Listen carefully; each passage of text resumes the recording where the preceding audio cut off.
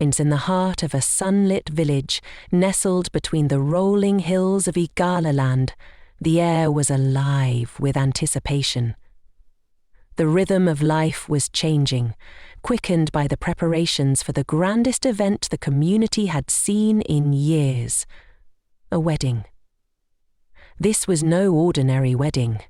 It was the union of Adama and Bayo, two souls whose love story had become the heartbeats of the village.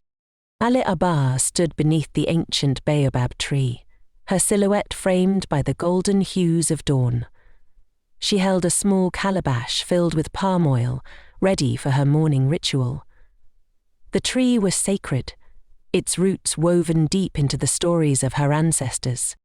Ama, the oracle, awaits, called her mother, Mama Fadike, her voice warm but firm. The oracle, known as Ajay, was a revered elder whose wisdom was sought before any major life event. As tradition dictated, Adama and Bayo needed Ajay's blessing before the wedding could proceed. Adama adjusted her wrapper and followed her mother to the oracle's hut, her heart pounding like the village drums.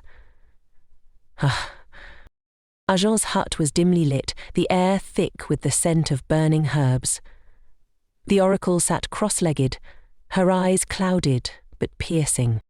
Adama, Ajay began, your union will be blessed, but it will not come without trials. You must trust the drumbeat of your hearts, for it will guide you through the storm. Ajay's cryptic words lingered in Adama's mind as she exited the hut. The oracle handed her a cowrie shell, a symbol of protection and prosperity. Adama clenched it tightly, her resolve strengthening. The week before the wedding was a whirlwind of activity. Women from the village gathered in Mama Fadeka's courtyard, their laughter harmonizing with the sound of pounding yam and grinding spices. Adama, sit still, scolded Auntie Marayo as she braided intricate patterns into Adama's hair. Each braid told a story, a tapestry of her lineage and the promise of her future. Meanwhile, Bayo was undergoing his own rites of passage. In the men's quarters, the elders tested his strength and wisdom. They asked him riddles, watched him wrestle, and ensured he could provide for Adama.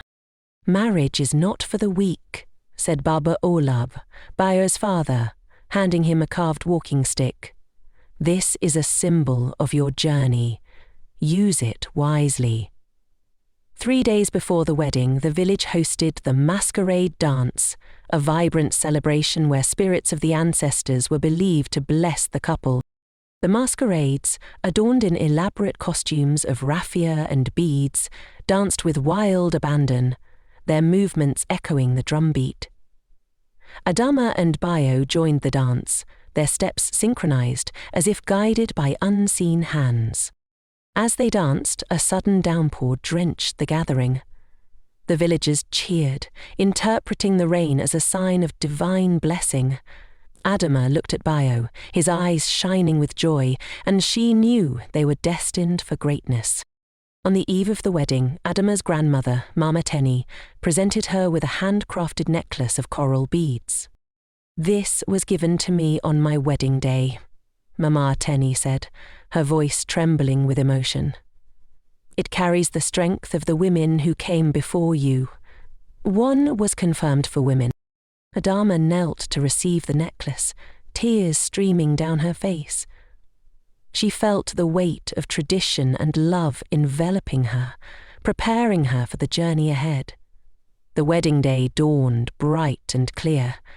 The village square was transformed into a kaleidoscope of colours, with vibrant fabrics and flowers adorning every corner. Adama's attire was a masterpiece, a rich asoke gown with gold embroidery, her coral beads glinting in the sunlight. Bayo, equally regal, wore a flowing agba, his cap tilted at a jaunty angle. The ceremony began with prayers, songs, and the exchange of kola nuts, a symbol of unity. The elders spoke words of wisdom, and the couple pledged their vows, their voices steady and full of love. As the sun set, the festivities began. The village erupted in song and dance, the drumbeat resonating deep into the night. Years later, Adama and Bayo sat beneath the same baobab tree where their journey had begun. Their children played nearby, their laughter echoing through the hills. The oracle's words had come true. Their love had faced storms, but they had always found their way back to the drumbeat of their hearts.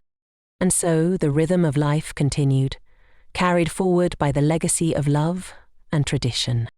Would you like a continuation or any specific edits to the story?